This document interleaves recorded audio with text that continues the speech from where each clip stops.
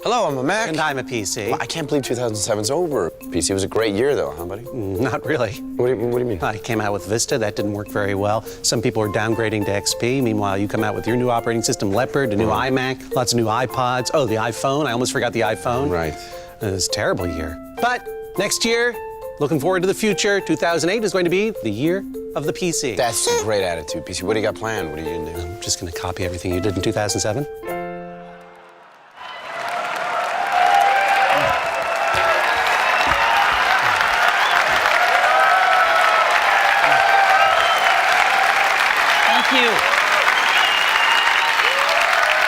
Thank you. Welcome to Macworld. Thank you. Welcome to Macworld 2008. We've got some great stuff for you. There's clearly something in the air today. But before we dive into all of that, I just wanted to take a moment and look back to 2007. 2007 was an extraordinary year for Apple. Some incredible new products, the amazing new iMac, the awesome new iPods, and of course, the revolutionary iPhone. On top of that, Leopard and all of the other great software we shipped in 2007. It was an extraordinary year for Apple, and I want to just take a moment and say thank you. We had tremendous support by all of our customers, and we really, really appreciate it. So thank you for an extraordinary 2007. Thank you.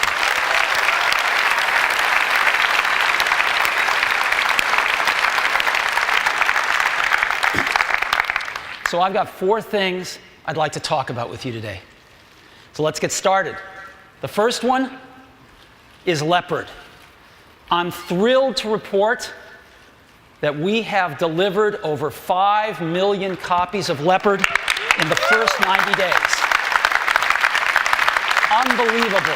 It is the most successful release of Mac OS X ever. And what this has resulted in is almost 20% of the Mac OS X installed base is now upgraded to Leopard. This is unprecedented in the first 90 days for both us and, of course, the industry. So we're really, really thrilled by this.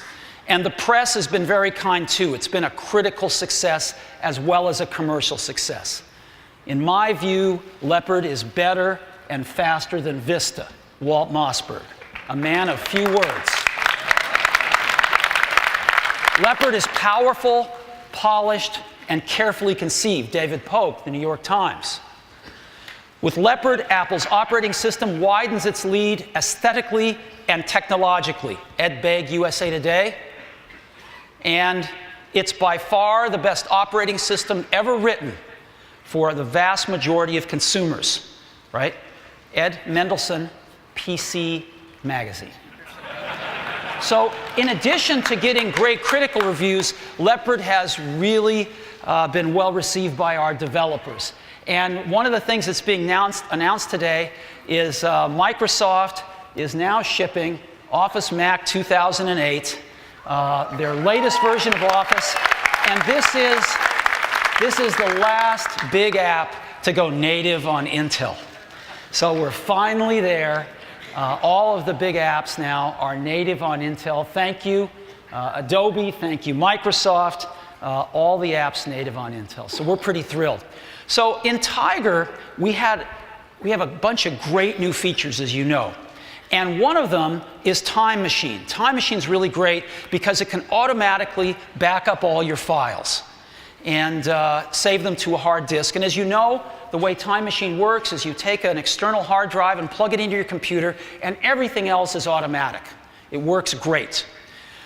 If you have a notebook, though, you're constantly plugging in that hard drive and unplugging it, and you're in places where you forgot to bring that hard drive and you want to get a backup. You wish that you didn't need that wire, right? You wish it was like this. Well, today we're introducing a companion product to Time Machine. It's going to do away with that wire forever. It's called Time Capsule. And what it is, it's really clever. It's a backup appliance. And what it has in it is an Airport Extreme base station, a full Airport Extreme base station, and a hard drive. So it's got 802.11n wireless networking, the most advanced Wi-Fi networking available, and it's got a server-grade hard drive in it. So it's very reliable. And these two things together make up Time Capsule. And as you can see, it's a full Airport Extreme base station with all the ports in the back. Really nice. And so you can back up your notebook wirelessly to Time Capsule. As a matter of fact, you can back up all the Macs in your house, whether they be notebooks or desktops, wirelessly to one Time Capsule. Just literally plug it in, turn it on, and enable Time Capsule or Time Machine on all your Macs, and that's all you have to do. It's really wonderful. We're going to sell Time Capsule in two versions. One with a 500 gigabyte drive inside it, and one with a terabyte drive inside it. The 500 gigabyte drive model is going to cost just $299, and the terabyte model is going to be just $499. These are very aggressive prices because we want people backing up their content. And Time Capsule is going to ship in February. It's the perfect companion product to Time Machine. We've got an ad running on Time Machine. I hope you've seen it, but if you haven't, I'd love to run it for you now.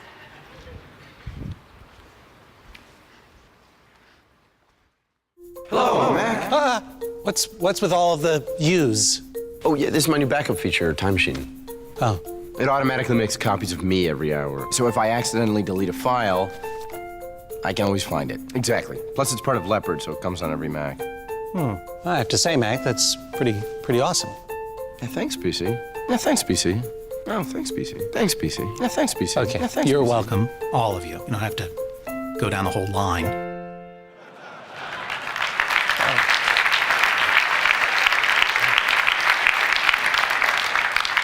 So that's Time Capsule, a perfect companion to Leopard, and that's the first thing I wanted to share with you this morning.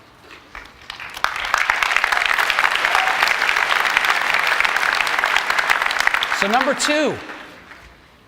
two is about the iPhone.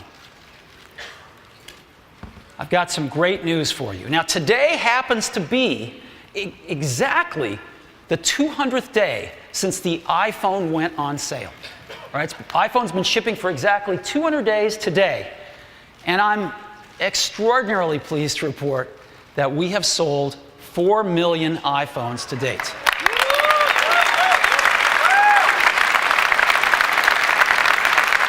If you divide 4 million by 200 days, that's 20,000 iPhones every day on average. So we're really pleased with this. Now, what does this mean in terms of the overall market? Well, let's take a look at the US smartphone market share that the iPhone has achieved. Now, this is data from Gartner, and the most recent data we can get is really just for the third calendar quarter ending in September. So this is iPhone's first quarter of shipment ever. And so the market share in the US, RIM had the highest market share with 39%, right? They do a great job, highest market share. Next was the iPhone. Its first quarter shipping, it garnered 19.5% market share. Now let's look at number 3, 4, and 5. Palm with 9.8%, Motorola with 7.4%, and Nokia with 1.3%. And then other, the category with everybody else in it, 20.2%. So the iPhone, in its first 90 days of shipping, garnered almost a 20% market share of the US smartphone market. What's equally interesting to this is if you take number 3, 4, and 5, Palm, Motorola, and Nokia together, and you add up their market shares, it was 20.3. We equaled them in the first 90 days of shipment. And we just about equaled other, which is everybody else put together, in our first quarter. And when the numbers come out for the December quarter, we think we're going to have done even better. So this is our first 90 days, 4 million iPhones to date.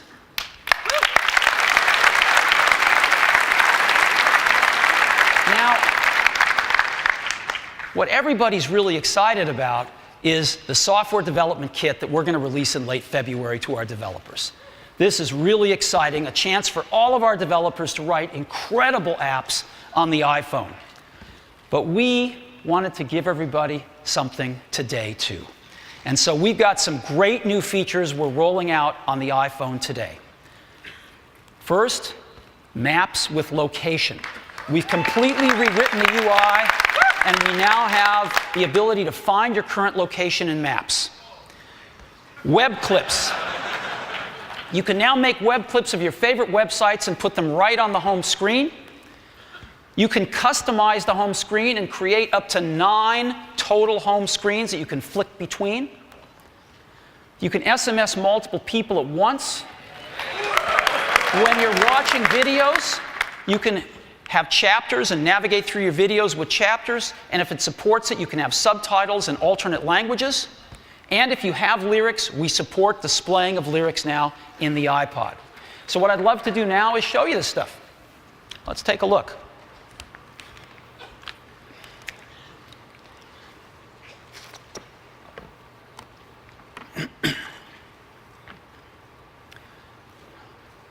Excuse me.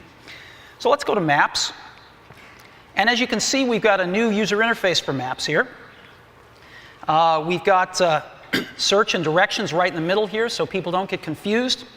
Over on the right side, we've got a little view button, and I can hit that and just curl up the map, and it allows me to see my map and map view, satellite, new hybrid view, which puts them together, list view, show traffic, and we can drop a pin. We'll come back to that later.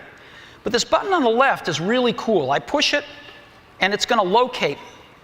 It's going to locate me right on the map. Zoom. And there we are. So this is pretty cool. And I can just flip right into directions now, and it uses my current location as the start. And I could say, well, that's cool. I want to get back to Apple, and just find the route. And it will calculate the route back to Apple and show me and give me street-by-street directions if that's what I'd like. And here we are. I could say I want to edit that, and what I really want is I know we have an Apple Store nearby here, and I've bookmarked that as well. And so let's calculate the route to that. And here's the Apple Store. So after the keynote, I can wander over to the store. I can drive over to the store. So that's pretty cool.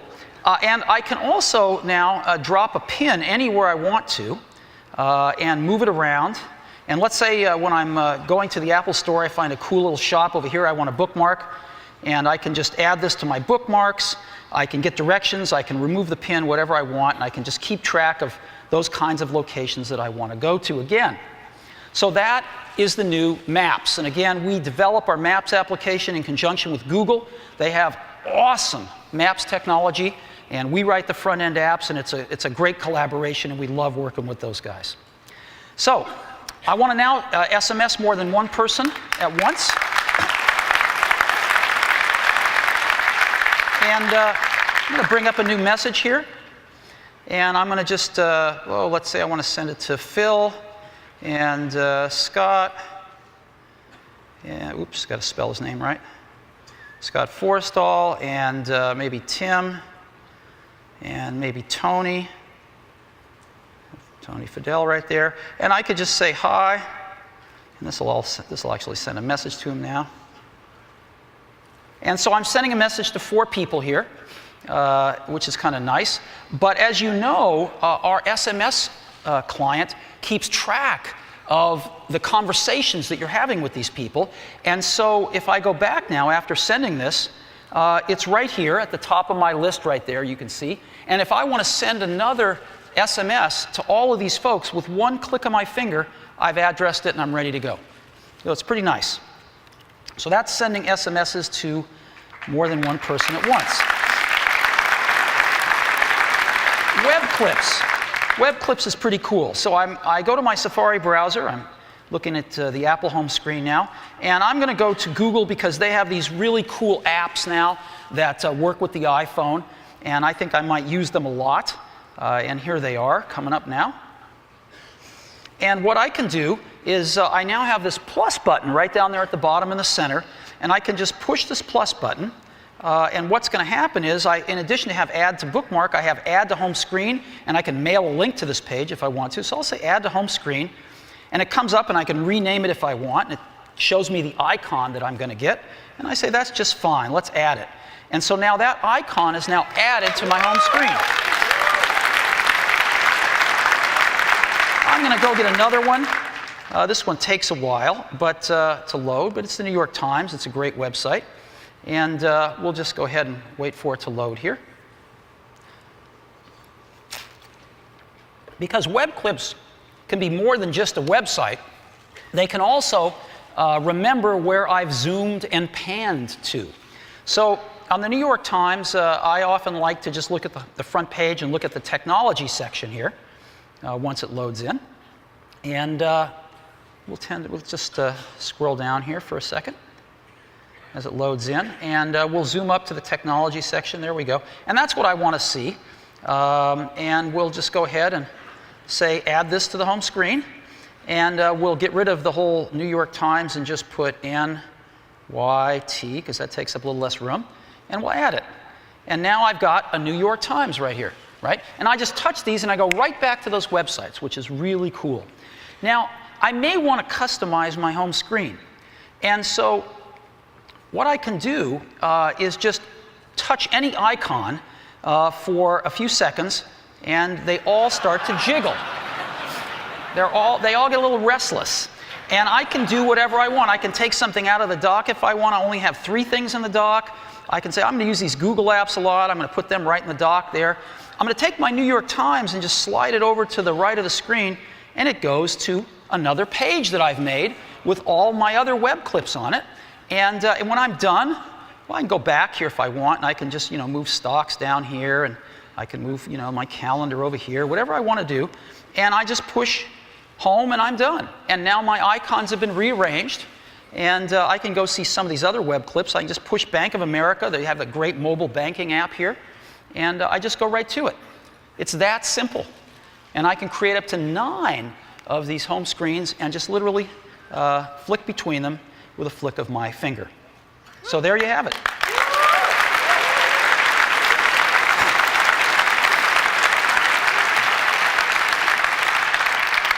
So how do we do some of this stuff? Let's take maps. There's no GPS inside the iPhone. We've got this great new user interface, but how do we actually arrive at the location? Well, we're working with 2 companies to do that, Google and a company called Skyhook Wireless. Let me start with Skyhook. What they've done is they've driven the US and Canada in little cars with antennas on them and GPS receivers in them, and they've mapped Wi-Fi hotspots. They're now doing Europe and starting in Asia. And they've got 23 million Wi-Fi hotspots in their database. And so when we go to find a location, it turns out you pick up beacons from these hotspots, even if you're not connected to them. And then you pick up the beacons, we triangulate the beacons, look in their database, and it tells us where we are. Isn't that cool? It's really cool. And Google is doing basically the same thing with triangulating cell tower information off the cellular network. And we're using both of them. And it works pretty doggone well. So that is how we find location on the iPhone. And again, we can take any app. We have this new add to home screen button. We can go ahead and add our apps right to the home screen. We can reposition them anywhere we want. SMS, multiple people at a time, and again, have a record of that so I can just, if I want to, one finger, send a message to all those people again. And when I'm watching films now, I've got 2 buttons here. One shows me all the chapters. I can navigate through the video by chapters. And the other, if the video contains alternate language tracks or subtitles, I can turn those off and on and select the language as well. If I have lyrics data, it puts it right on top of the album art when I go in with the scrubber. So these are some of the new features that we've got on the iPhone. And all of this is available today as a free software update for every iPhone owner.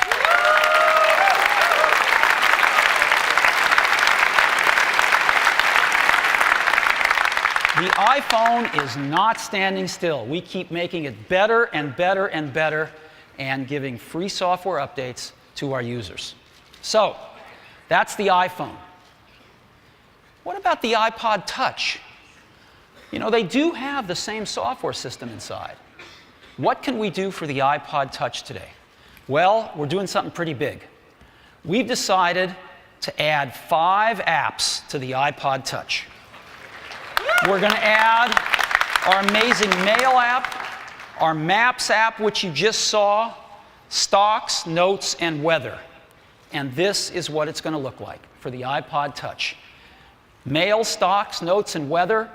Maps with Wi-Fi location, because the iPod Touch has Wi-Fi. So whenever we can pick up those Wi-Fi beacons, we can use Skyhook to find the location, even on an iPod Touch that doesn't have a cellular radio in it. Web clips, customize the home screens, the same stuff we just heard on iPhone, on the iPod Touch. And starting today, we are going to build it into every new iPod Touch that leaves the factory. And for existing iPod Touch users, it's going to be just a $20 upgrade. And you get all these new features. And available today on iTunes. So you can just go to iTunes, plug in your iPod Touch. You'll see a page just like this, and with one button, you can download this entire software update to your iPod Touch. And so the iPod Touch and the iPhone, major software updates to each one. And that was the second thing I wanted to talk about today.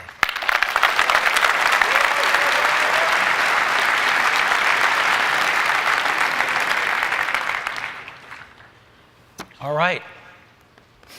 Number 3. Number 3 is a good one, too. Number 3 is about iTunes. I'm really pleased to report that last week we sold our 4 billionth song. Isn't that great?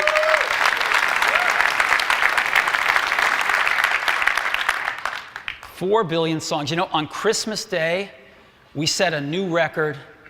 We sold 20 million songs in one day on Christmas Day. Isn't that amazing? 20 million songs in one day. That's our new one-day record. On iTunes, we've also sold 125 million TV shows. That's way more than everyone else put together, selling TV shows online. And we've sold 7 million movies. Again, that's more than everyone else put together, but it did not meet our expectations, I have to tell you.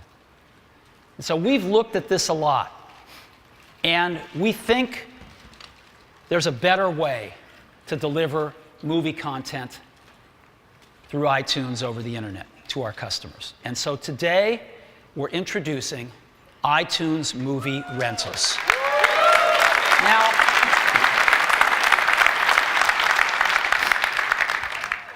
we've never offered a rental model in music because we don't think people want to rent their music. Every time we go out and ask them, they want to own their music because you listen to your favorite song thousands of times in your life. But your favorite movie, most of us watch movies once, maybe a few times. And renting is a great way to do it. It's less expensive. It doesn't take up space on our hard drive when we're done. It's a great way to look at movies. And so this is what the new section of the iTunes store looks like for movie rentals. And we have gotten the participation of some great studios. Touchstone Pictures, Miramax, MGM, Lionsgate, and New Line Cinema. Oh, and by the way, these 6 too.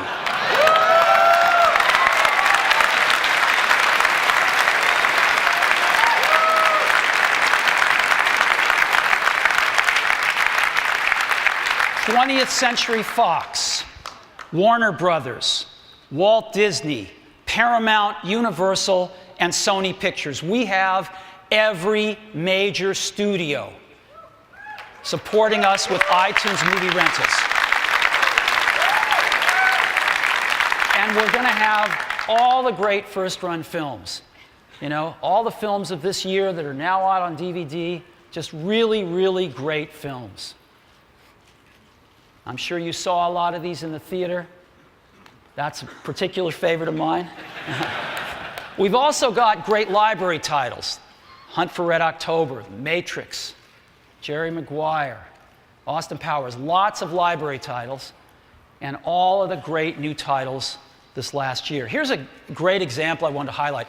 This film, I didn't happen to see this film, I'm sure most of us didn't, but you know, this film got a 95% on the tomato meter at Rotten Tomatoes, which is the best review site out there. And now we have a chance to see these kinds of films and have them brought into our consciousness that we might not normally have had the opportunity to see. And all the great films of the year on iTunes Movie Rentals. Now, so what's the deal? Here's the deal. We're going to launch with over 1,000 films by the end of February. 1,000 films by the end of February. And we're going to have films from the studios 30 days after their DVD release. You can watch them anywhere. You can watch them on your Macs, watch them on your PCs, watch them on all current generation iPods, watch them on your iPhone. You can watch them instantly. When you say rent, if you have a modern broadband connection, you'll be able to watch them in less than 30 seconds. What are the rules? When you rent a movie, you have 30 days to start watching it. And after you start watching it, you have 24 hours to finish watching it. You can watch it as many times as you want within 24 hours. So 30 days to start, and after you start, you have 24 hours to finish. And you can actually transfer the films to another device in the middle of watching them. So you can watch the first half on your computer, realize you've got a flight to catch, transfer the film to your iPod, and watch it, the rest of it on the iPod on the airplane if you'd like. So you can move the films around to different devices. What are they going to cost? To rent a library title is going to cost just $2.99. To rent a new release, $3.99.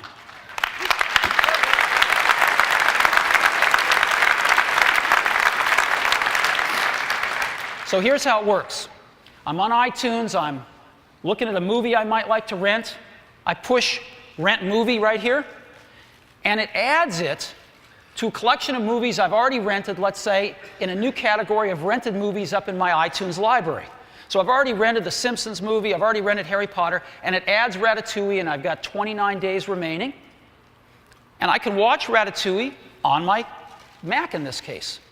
So I'm watching Ratatouille, but I want to watch the rest of it on my iPod. So I stop the movie, I plug in my iPod, I go to movies, and I see this. It shows me all 3 movies, and with one simple button called Move, I move Ratatouille onto my iPod, and now I can watch the rest of Ratatouille right on my iPod. It's that simple. iTunes Movie Rentals launches today. It's a free software update. There's free software updates going out for iTunes, iPods, and iPhones to support iTunes Movie Rentals. We're rolling it out in the US starting today, international later this year. We're dying to get this international as well. So iTunes Movie Rentals. You can watch movies on your Macs and PCs. You can watch movies on all the current generation iPods. And you can watch movies on your iPhone. But what about this? What about this flat screen TV that I just bought? I'd like to watch the movies there too. Well, I have to say, all of us have tried.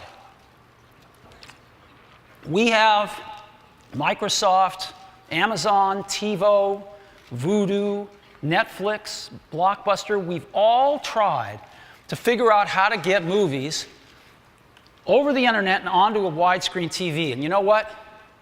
We've all missed. No one has succeeded yet. We tried with Apple TV. And Apple TV was designed to be an accessory for iTunes and your computer. That's not what people wanted. We learned that what people really wanted was about movies, movies, movies. And we weren't delivering that. So we're back with Apple TV Take 2. It still syncs beautifully to your computer if you want, but no computer is required to use Apple TV Take 2. So, here's what you can do with Apple TV. You can rent movies directly on your widescreen TV. You don't have to rent them on a computer and move them over. You can rent them directly on your widescreen TV with Apple TV. And you can rent them in DVD quality, and you can rent them in HD with full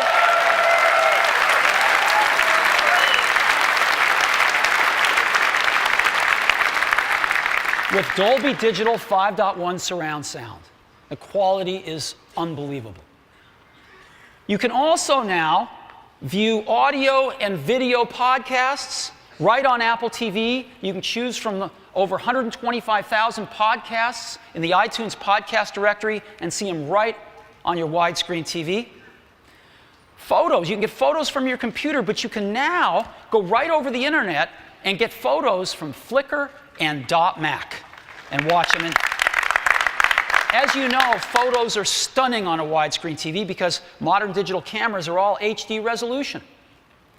And of course, YouTube. We've been working with the guys at YouTube for quite some time, and we've expanded the selection to, there's over 50 million videos that you can now watch on your widescreen TV from YouTube. And this has worked out so great. Our customers love this. You can now buy TV shows and music right on your widescreen TV with Apple TV. And if you are using a computer, it'll automatically sync them right back to your computer. And of course, you can play iTunes content and watch photos directly from your computer if you want to do that. It's even better than the original Apple TV in this regard. So all of this stuff on the new Apple TV. Let me focus in on the HD movies for a minute. As we said, we have library and new release titles, and the library titles are $2.99 and $3.99. Well, in HD, they're just $1 more. $3.99 and $4.99. You can rent them in HD quality.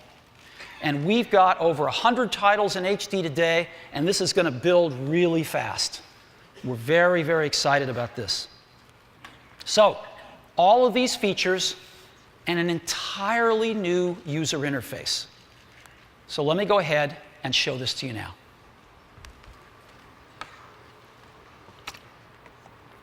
This is the new interface for Apple TV.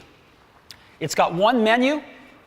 It pops up in the center: movies, TV shows, music, podcasts, photos, YouTube, and settings. It couldn't be simpler. And so let's go into movies. We'll go into top movies here.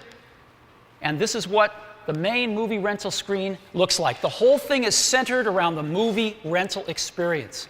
So I've got some bricks at the top. I can go into comedy classics and look at comedy classics, peruse them if I'd like to. Family gems. Star Trek. You know, I love the old Star Trek movies. But let me go down and actually pick a movie. Let's take a look at Blades of Glory, right? Fun movie. And so, as you can see, I can read a little bit about the movie. I can see the actors, the directors. I have a list of movies that viewers that rented this movie also rented. And I can go down into any one of those if I want to. And, well, not that one. Maybe Zoolander. And I could check out Zoolander. And again, I could just go through this over and over if I wanted to. But I want to go back up, and I want to go ahead and preview Blades of Glory. And so I can just push a single button and get a preview for free.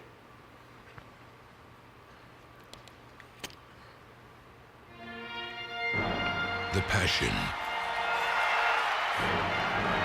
the power, the world of competitive figure skating. You're welcome, Stocko. Michaels is dead. So you get the idea, right? Now, if I want to buy this, rent it, I just go over here and push one button to rent this movie. Here I am. I confirm it. And so I'm starting to rent the movie right now. And I've already rented Live Free or Die Hard in HD. And now I'm renting Blades of Glory, and it's just downloading. It's going to tell me when it's ready to play. It's ready to play now. And so I can just hit the play button and play it.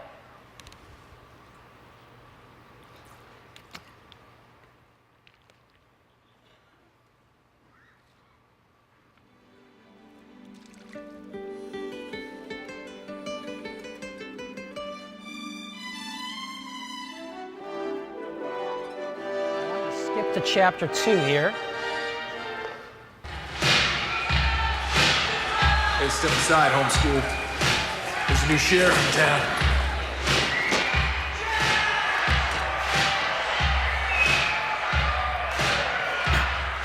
Here he is. He's outlaw. Chaz Michael Myers.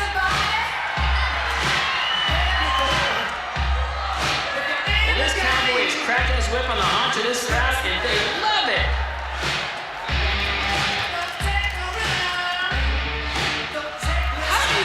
Okay, there we go. So this is full DVD quality here that I just rented, and it's great. Now, I'm going to show you an HD movie I've already rented here, Live Free or Die Hard, just to give you a feeling for the quality. I've already been watching some of this, so we're going to join it midstream, and let's just go take a look at what this is like. Let's play some HD here. This is not a good idea.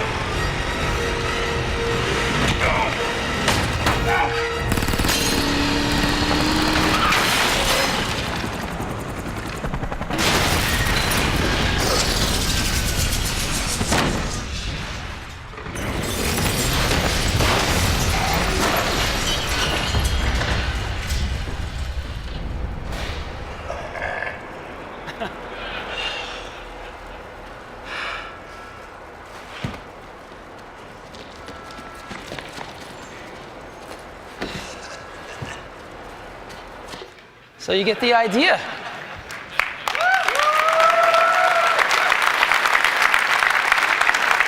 It's very strong. It's very strong. So let's go to genres here. We've got all sorts of genres, G and PG and drama and romance and sci-fi, just to see a few of these things. We even got a Western. And I just want to go ahead and show you what search is like, too. You can search for things. Again, we're just populating the database. We're ingesting all these movies from the studio and encoding them right now. And it's pretty great. So I want to find Shakespeare in Love. Again, it's real fast live search. There it is right there. Just go down to it. Boom. And there's Shakespeare in Love. Preview or to rent. So it's that simple. So now, let me go back up. TV shows. Again, we've got over 600 TV shows on iTunes that you can buy for $1.99 per episode on Apple TV. Watch them, and again, they'll automatically sync back to your PC or Mac. Oops. Music. Again, we've got over 6 million songs in iTunes. You can buy any of them right on your widescreen TV. Let me go ahead and let's go ahead and search for something here. And I'm going to search for a Linkin Park music video.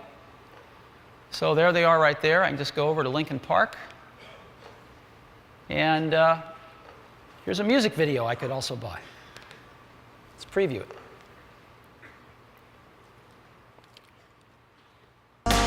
There's no blood, there's no alibi, 'cause I have drawn regret from the truth of 1,000 lies.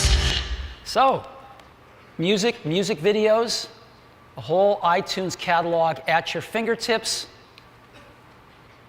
on your widescreen TV. So let's go to podcasts here. This is really cool. So podcasts, what I'm going to do is I'm going to go to top podcasts here. HD podcasts right there. We have a lot of podcasts in HD now, which is really amazing. And I'm going to go to this one here. And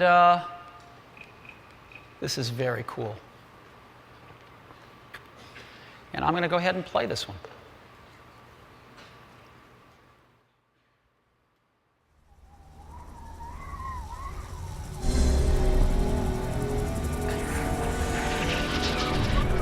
This is streaming off their server live here.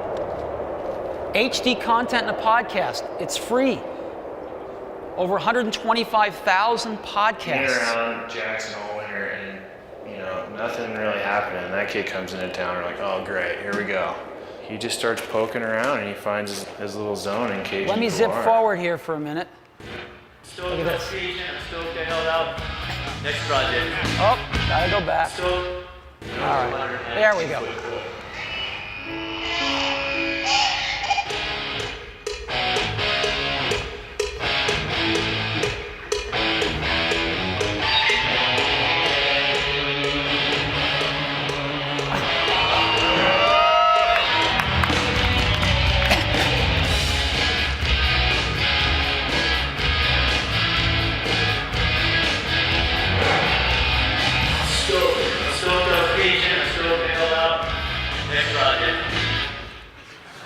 Can you believe that?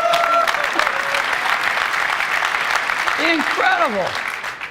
So let me go to photos now. I don't know if we can top that one. But let me go to .mac. And again, this is all live. You can go to your own sites or other people's sites.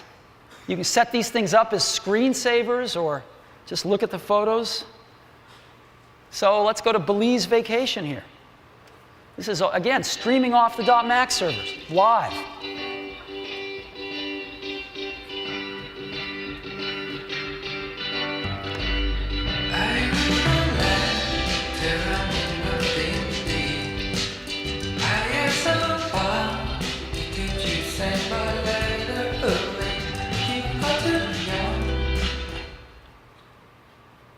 Isn't this incredible?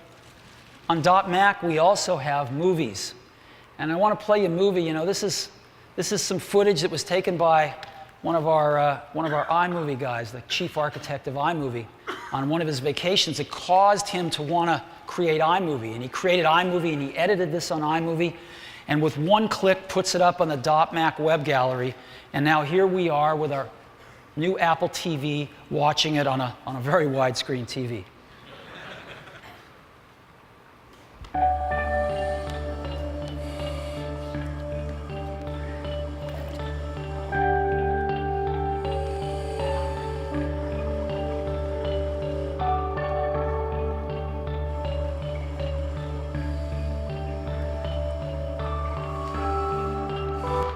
You get the idea.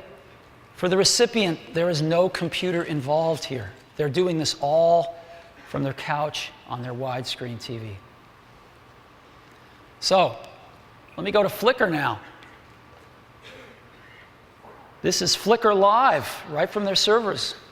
So I'm going to go to Love to Hike 78.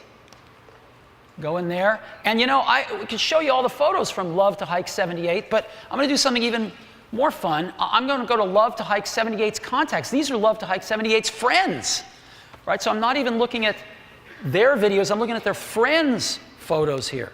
And I'm going to go to Hero552, whoever that is. And I'm going to play some photos from the boating trip.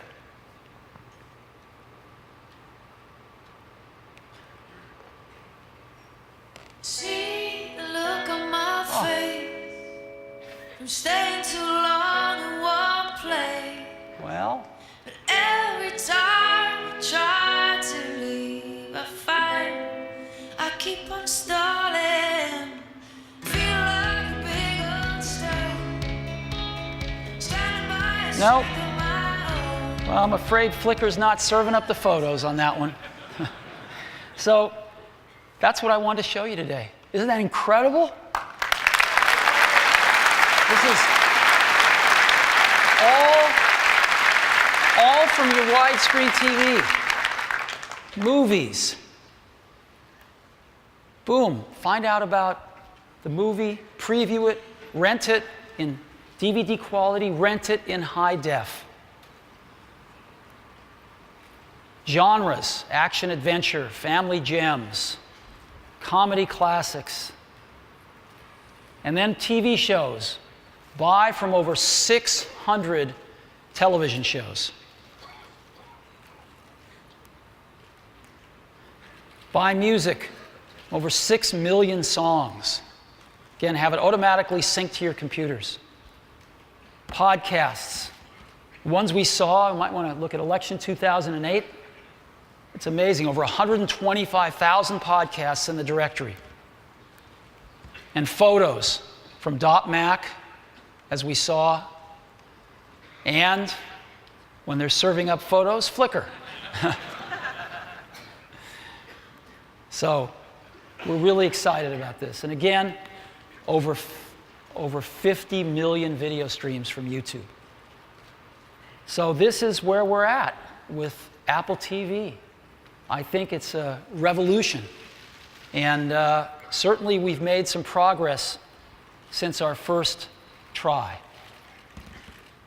Apple TV, the new software, is a free software upgrade to every Apple TV owner. We want everybody to have this new software, this entirely new user interface, all of the rental software, free upgrade to every Apple TV owner. Now, given the fact that we've got all new software and that we've got the support and participation from every major studio, we want to make Apple TV even more accessible. Right now, it sells for $299, but not anymore. The new price of Apple TV starting today is just $229. We are shipping the free software upgrade to existing owners and the new $229 Apple TV in just 2 weeks. So, let's come back to iTunes movie rentals. You can watch them on your computer. You can watch them on all current generation iPods. You can watch them on your iPhone, and now you can also watch them on your widescreen television. You can order them for your computer, your iPods, and your iPhone right off of iTunes on your computer. You can order them for your widescreen television right on your widescreen television with Apple TV. We have support from every major studio. I think we've got it all together. And I want to tell you, the first studio to sign up with us for iTunes movie rentals was 20th Century Fox. We really appreciate that. We've developed a really great working relationship with Fox. We're doing some great stuff together. And it's my pleasure to introduce to you the chairman and CEO of 20th Century Fox, Jim Giannopoulos. Hey. Wow. Hey, buddy. Whoa. That's a crowd. Hey, Steve. All right, bud. I see you. Thank you. Wow, what a great crowd. I'm backstage listening to Steve talk about movie rentals and getting all excited, and I realized I already knew about it, so I can imagine how everybody else, is going to feel. I'll give you a little of the backstory. You don't get to talk about movies and media and technology for very long before you start talking about business models. And so, like any other studio, we spent a lot of time talking about business models. Old models, new models, evolving models, how to improve models. When you really get down to it, all those models and all that complexity distills into two things. Make great movies, give it to people in as many ways as you possibly can. That's basically it. When you talk to people about what they want, the same thing comes back. They want a wide variety of choice. They want easy access to it. They want to be able to have it be convenient. They want to be able to control when and where and how they watch it, and they want to take it with them every chance they get. So choice and access, convenience, control, portability. Also pretty basic. Basic enough that even a studio guy can understand. So, but we don't do things that way. We have to think them through, right? So we go to our in-house technology department, our guru, our futurist, our technologist, give them all the ramifications, and this is how it affects this and that and this. We give them all the data, and I think we have a slide with the result.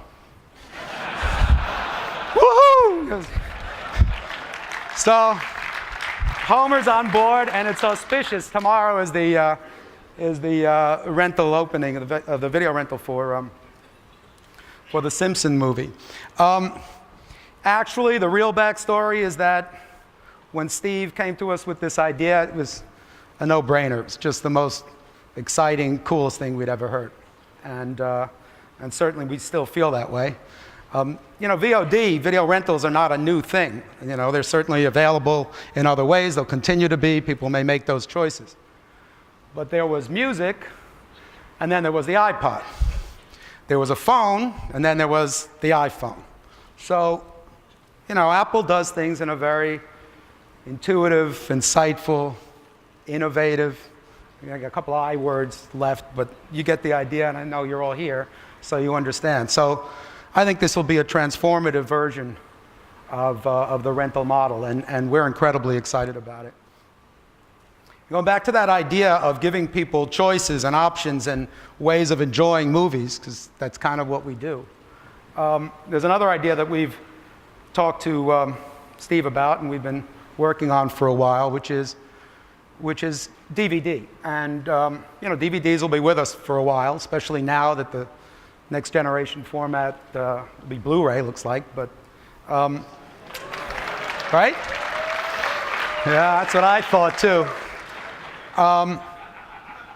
But people will still want to buy DVDs and enjoy the benefits of hard media, but we don't want to deny them the benefit of having that same movie available to them on their iPod and in their iTunes library and on Apple TV. So we developed a digital copy that will be on discs going forward. In fact, I happen to have a copy of the first one with me.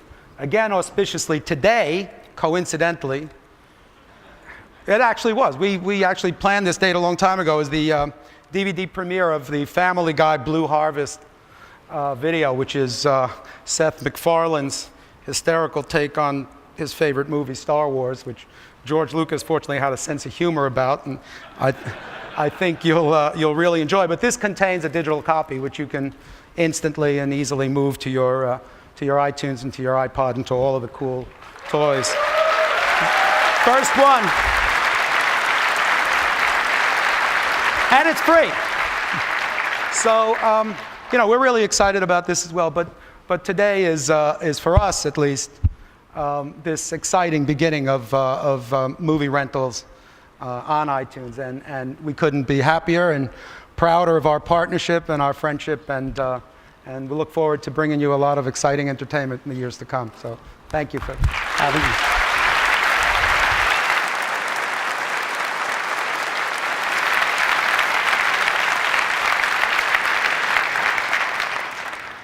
Thank you, Jim. Well, iTunes movie rentals. That's the third thing we wanted to talk about today. Very excited about it. So that brings us to number 4. There's something in the air. What is it?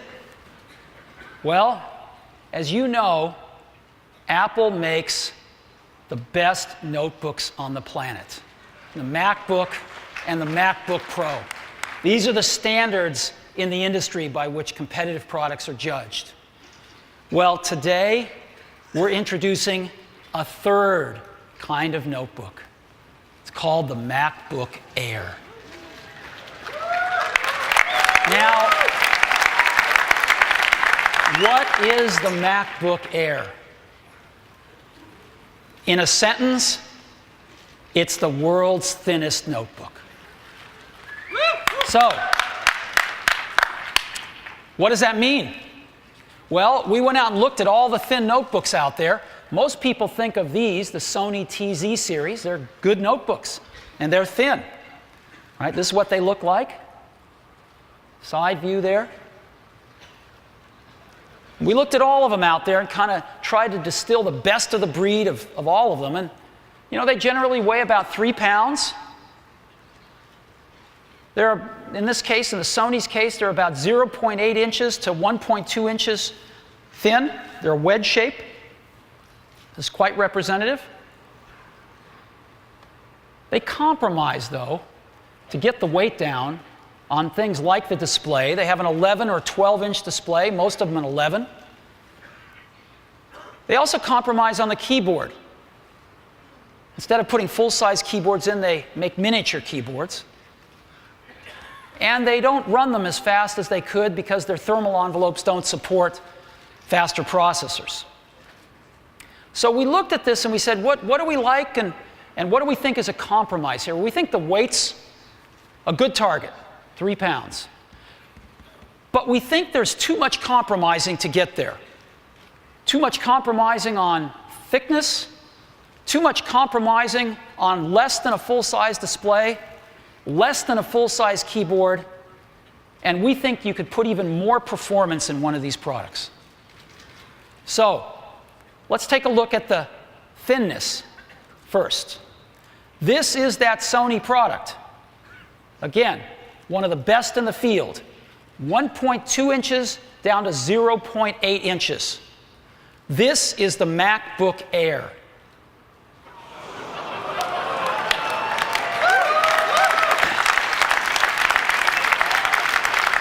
.76 inches down to an unprecedented 0.16 inches. Now, I want to point something out here. The thickest part of the MacBook Air is still thinner than the thinnest part of the TZ series. Okay? We're talking thin here. So, it's so thin, it even fits inside one of these envelopes that we've all seen floating around the office. And so let me go ahead and show it to you now.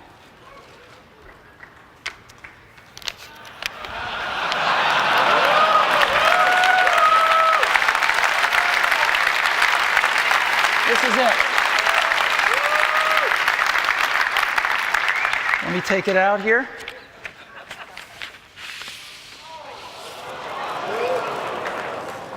This is the new MacBook Air, and you can get a feel for how thin it is.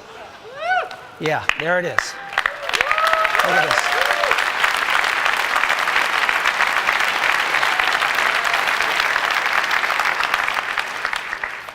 All right.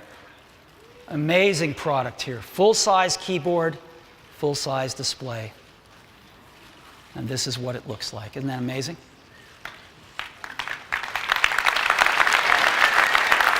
So, let's go explore this in more detail. So again, it fits inside one of these envelopes. It's that small. This is what it looks like. Isn't that incredible? It's the world's thinnest notebook. You open it up. It's got a magnetic latch, so there's no hooks or things to catch on your clothing. And it's got a full-size 13.3-inch widescreen display. And the display is gorgeous. It's an LED backlit display. And not only does that save power, and not only does that give a really bright display, but it's instant on the minute you open it. On top of the display is a built-in iSight camera for video conferencing right out of the box. And you flip it down, there is a full-size keyboard. This is perhaps the best notebook keyboard we've ever shipped. It's a phenomenal keyboard, and it's full-sized. And with the ambient light sensor, it's also backlit.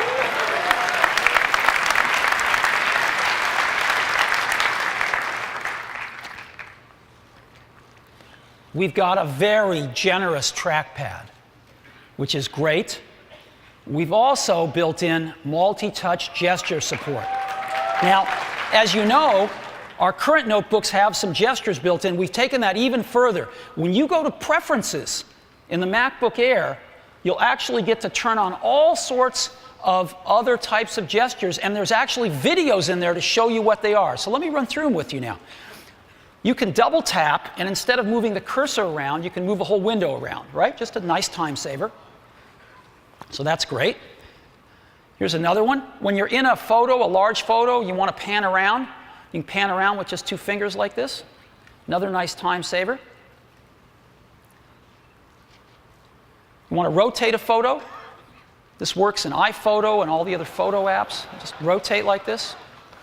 Again, we've taken some of these things we learned in the iPhone, and now we're putting them in our notebook computers. Here's another one.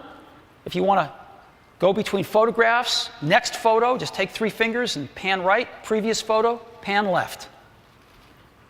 And you want to zoom, you can pinch in and out. Right? Isn't that great? So,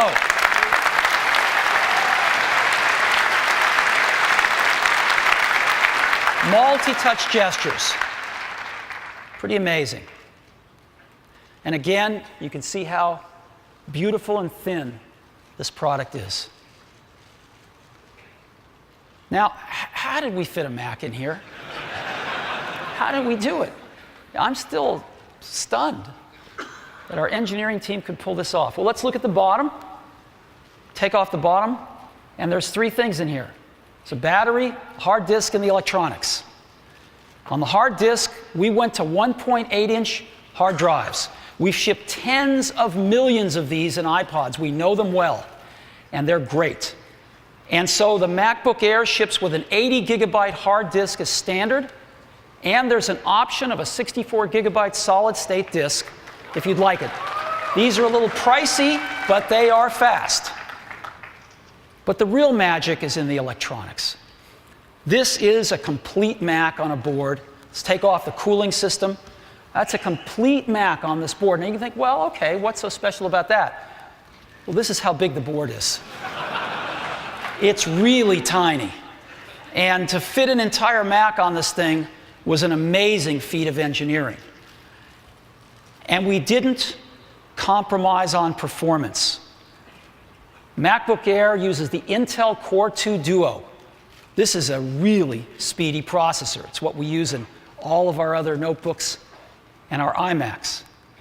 1.6 gigahertz standard, and there's an option to go to 1.8 gigahertz if you want.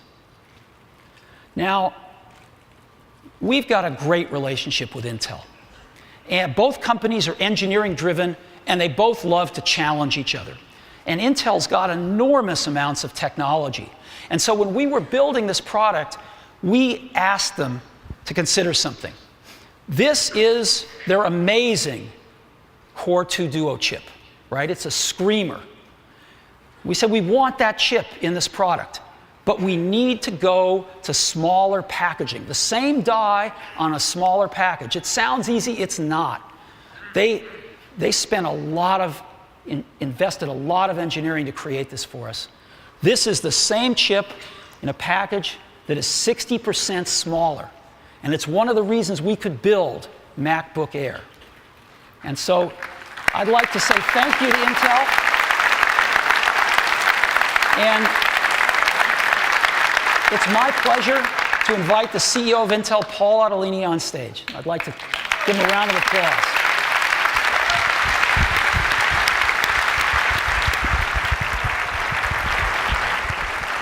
Hi, Steve. Pleasure. You know, Steve, about a year ago, you challenged us to try and get the world's best microprocessor into this impossibly thin machine. I brought one with us today. When we started this project, we didn't think it was possible. The product that we ended up building for you is about the width of a dime. It's as thick as a nickel. It has 400 million really fast, really power-efficient transistors on it. and it's state of the art. And I think just working with you and your team to produce these wonderful devices has been a challenge. There are times when we sweated over it, but at the end of the day, we did what we do best together, which is innovate. Yep. And I want to thank you and your team for allowing us the opportunity to innovate with you. Well, thank and let me you. give you this as a souvenir. All right. Thank you. Thank you. Thank you. Woo!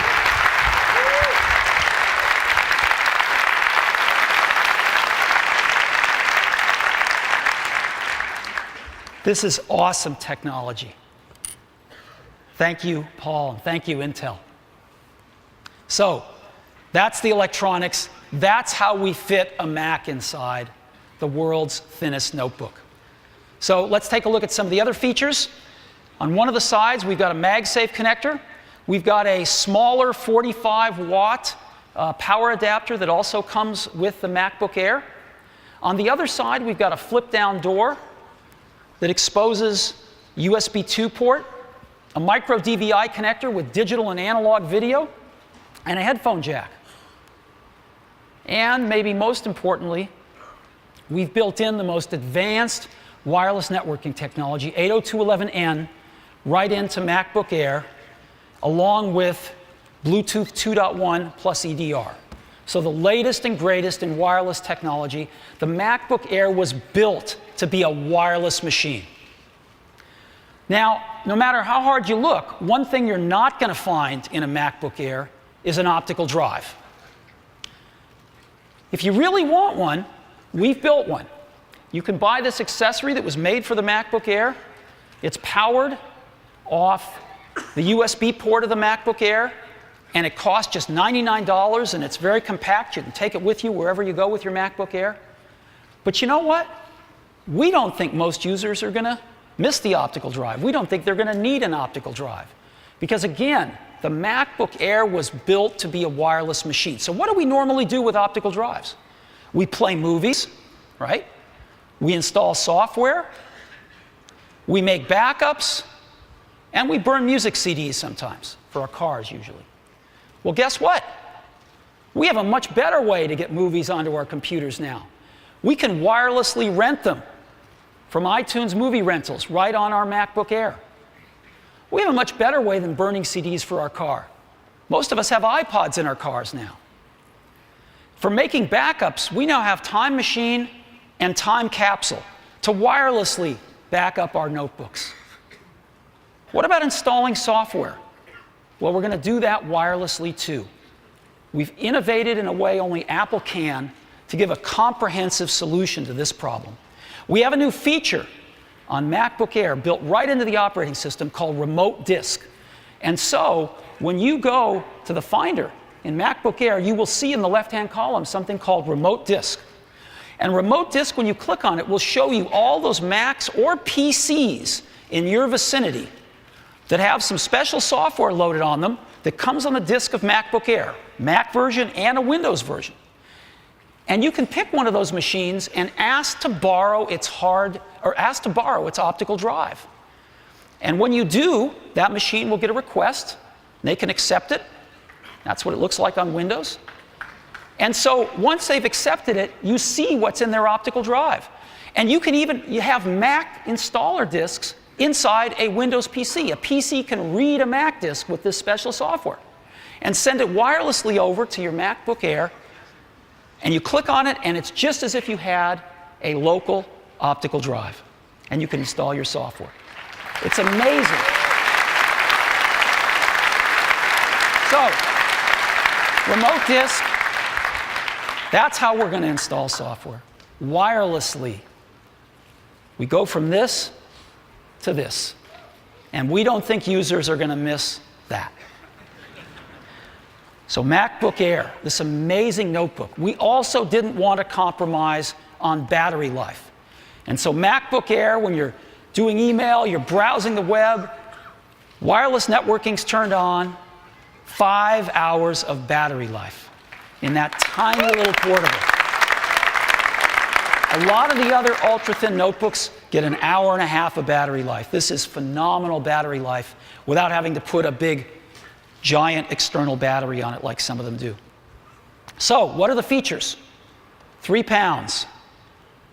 an unprecedented 0.16 to 0.76 inch thickness, a 13.3 inch full-size display, a full-size keyboard, a backlit keyboard, multi-touch gestures on a very spacious trackpad, eyesight camera built in for out-of-the-box video conferencing and horsing around with photo booth. 1.6 gigahertz Core 2 Duo as standard, 2 gigabytes of memory standard,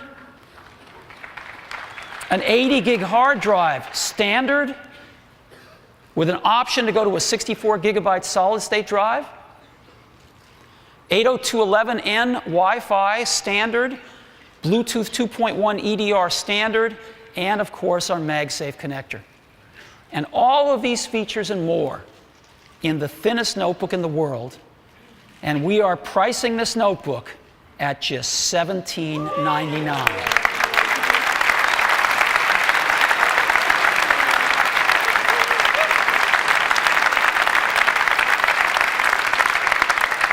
And we commence shipping MacBook Airs in just 2 weeks. We're starting to take orders today. Pre-order on the online store if you'd like. We'll be shipping in 2 weeks. So, this is what the shipping box looks like. So the thinnest notebook in the world, it's just amazing. And we made an ad that we're going to start running. If you'd like, I'll show it to you. You want to see it? Okay, let's go ahead and run the ad.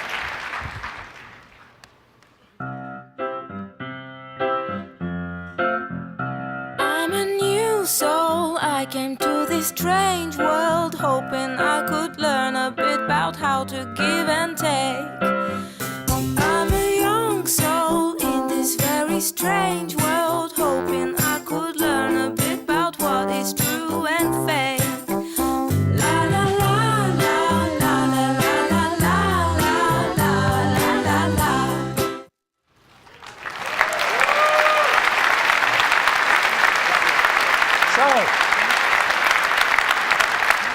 MacBook Air. I wanted to cover one other side of MacBook Air. We're going to do this for our major product introductions going forward. That is some of the progress we've made towards our environmental initiatives on these products. So there's a few things we've done.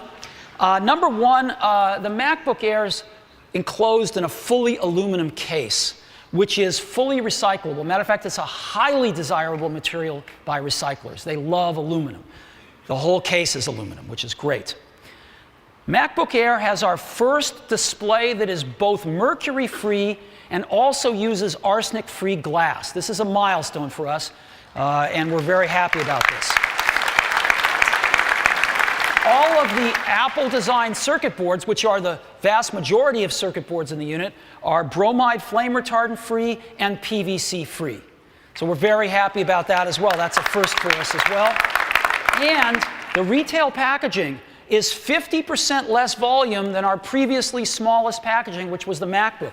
This helps a great deal in energy expended transporting the products and with obviously disposing of the packaging material. So we're very happy about that too. We continue to make progress on all of these environmental fronts, and we'll keep you posted, but they all add up to something in the end, and we're very conscious of this. So thank you for that.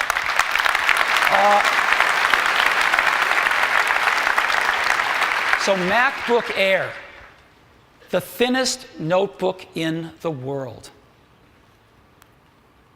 And it joins our other two great notebook families, the MacBook and the MacBook Pro, the best notebooks in the industry.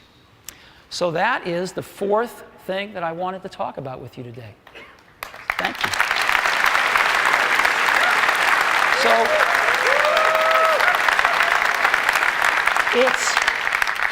it's 2008 already. And in the first 2 weeks of 2008, let's just review the new products and innovations that we've announced so far. Well, last week, we announced the most powerful Mac we've ever made, the new Mac Pro. 8 processors across the board. It's a screamer. It's the fastest Mac we've ever made.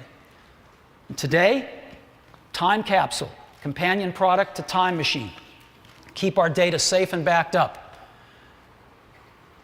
Software upgrades for both the iPhone and the iPod Touch, bundling 5 new apps on the iPod Touch as well. iTunes Movie Rentals, a whole new way to enjoy movies on your computers, on your iPods, on your iPhone, and a completely reinvented Apple TV where you can order movies right on your widescreen TV, standard DVD quality or high def. Unbelievable. And the MacBook Air. All of this in the first 2 weeks. And we got 50 more weeks to go. So we're pretty excited.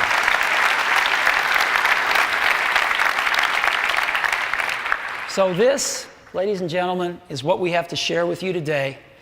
Thank you so much for coming. You'll get a chance to see all of these new products in the booth.